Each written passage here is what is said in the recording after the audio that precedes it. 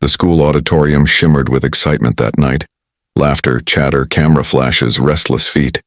Everyone waited for the next performer, expecting another cheerful act. But when the name Eli Matthews echoed through the microphone, the noise died like wind hitting still glass. A thin boy stepped onto the stage. Small frame, trembling hands, worn-out sneakers, and a face too young to know so much sadness. He held the microphone like it might break him. The host smiled, urging him to begin. Eli's lips quivered. "Hi," he whispered, voice barely reaching the first row. "I was supposed to sing this song with my mom." A ripple moved through the crowd. She passed away last month. The air thickened, soundless, heavy. Even the lights seemed to dim. But I promised her I'd still sing, even if my voice shakes. He took a breath. The first note cracked. The second broke. But the third, soft, raw, trembling, wrapped around every heart in the room. It wasn't perfect. It wasn't polished. It was painfully, beautifully real. Parents lowered their phones. Teachers stopped whispering. Kids who once teased him stared in silence, eyes burning. By the time Eli finished, his voice was shaking so much he could barely say, "That was for her." And then, no clapping, no cheering, just silence. The kind that carries reverence. The kind that remembers love. In that stillness, the audience felt something they hadn't felt in a long time. Pure humanity. Eli looked up through tears, searching the crowd for his mother, knowing she wasn't there, yet somehow feeling her everywhere. The silence wasn't empty. It was sacred. The sound of hundreds of hearts listening, not to a song, but to a boy's courage. Backstage, Eli tried to hide his tears. He thought he'd ruined everything, that his shaking voice had made people uncomfortable. But as he turned to leave, his teacher, Mrs. Rayner, stepped forward. The same teacher who once told him he wasn't ready for the stage. She knelt beside him, eyes soft. "Eli," she whispered, "you didn't sing perfectly. You sang truthfully, and that's what the world remembers." Before he could reply, the principal walked onto the stage and spoke into the microphone. "Some of you may not know this, but Eli's mother volunteered here every year. She helped paint this stage, built it, gave it life." Gasps rippled through the crowd. Eli looked down at the silver locket in his pocket, his mother's. Mrs. Rayner took his trembling hand and guided him back toward the light. "Come," she said gently. "This isn't over." When Eli stepped under the spotlight again, something shifted. The same audience that once laughed, whispered, doubted, slowly began to rise. No one spoke. They just stood. It wasn't applause. It was honor. One student began to hum his melody, quiet at first, then joined by dozens more. Within moments, the entire hall was humming the song his mother loved. Eli closed his eyes. He wasn't singing for her anymore. He was singing with her, through every voice that echoed his pain, his love, his courage. Months passed.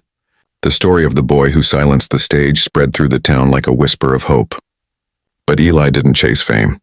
Instead, he spent afternoons in the music room, repainting the faded walls his mom once decorated. Each stroke of the brush felt like stitching his heart back together. One evening, Mrs. Rayner brought him an old envelope. "I found this in your mother's volunteer file," she said softly. Inside was a letter written in her familiar handwriting. "Eli, if you're reading this, I'm not there anymore. But promise me one thing, never let fear stop your kindness. Use your voice not to impress, but to lift others." Tears blurred the ink. It wasn't a goodbye, it was a beginning. That summer, Eli began visiting a children's hospital nearby. He sang for kids too weak to leave their beds. Sometimes they clapped, sometimes they just smiled, and sometimes they slept through his songs. But every time Eli felt her presence, gentle, proud, eternal. One day a nurse asked, "Why do you keep coming?" Eli smiled faintly. "Because someone once sang through her pain, and it made me brave." He no longer needed applause. He had something far more powerful. Purpose. A year later, the school hosted a memorial concert called Voices of Light, dedicated to those who were lost and those who found strength through love. The auditorium was packed again, just like the night it all began. Eli was the final act. His sneakers were still worn, his heart still humble. Before he walked on stage, Mrs. Rayner handed him the silver locket. "She'd want you to wear it tonight." He nodded, holding it tight. As the lights rose, he started to sing the same song as before, but halfway through he paused. In the front row sat a little girl from the hospital. nervously holding her crutches. Eli smiled at her, then stretched out his hand. "Come sing with me," he whispered. The crowd held its breath as she limped to the stage. Her voice trembled, but he leaned close and whispered, "You don't have to be perfect, just kind." Together they sang, two trembling voices filling the hall. When the final note faded, there was no applause again, only tears, only standing hearts. The silence was no longer sadness. It was awe. In that moment, Eli finally understood. The truest stage isn't made of wood or lights.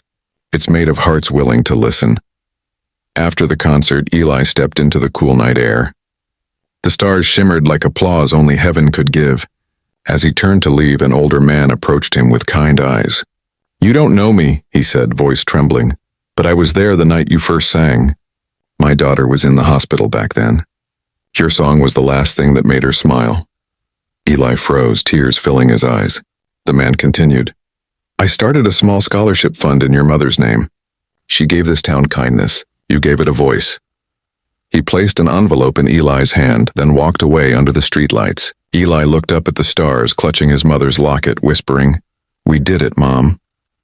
He finally understood that the silence that once terrified him was never emptiness. It was peace. It was love listening.